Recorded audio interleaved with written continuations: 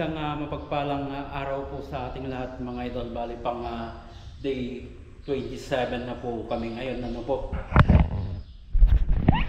Ayan.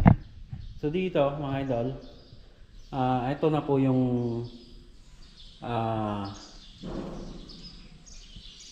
lababo na inuna namin yung sa riser niya or yung sa NEPA. Ano po, so ito na po siya. Then nilagay ko na po yung sa sink. Ano po, so dito sa sink mga idol ay epoxy po yung ginagamit namin dito para makasigurado kaming hindi tutulo po sa baba. Ano po, so aayusin pa po ito yung epoxy na nilagay namin dyan pag tumigas na po. Ano po, then saka namin papatungan po ito ng Blue Max. Ano po, itong gilid niya na kulay gray para maimatch pa rin po dito. Ano, so buffing na lang po yung kailangan po nito. Ano, so sa pag-i-install ko ng ganito mga idol, kung granite po ito ay naka-drop po ako ng 1mm kung granite lang po ito. Pero kung tiles po ay halos pantay po siya.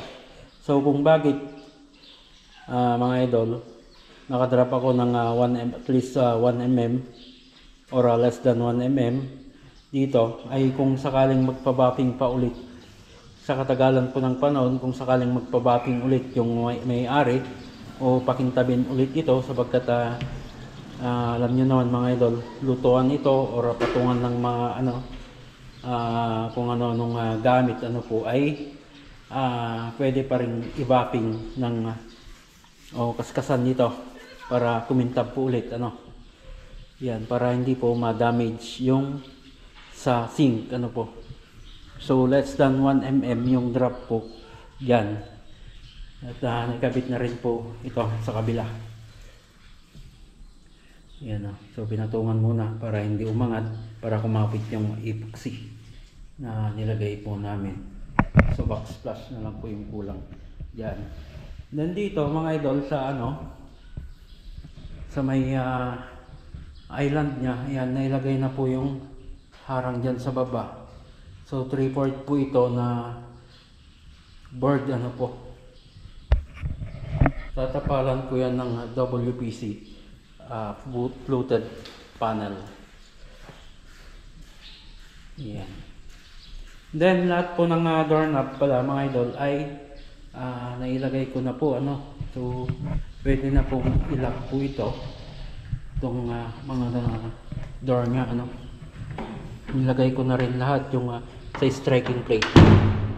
Yan, CR, nilagay na po namin lahat ito. Yun, saka ito nilagay ko yung doorknob noon mga idol, pero yung striking plate pa yung hindi pa nailalagay. Ano,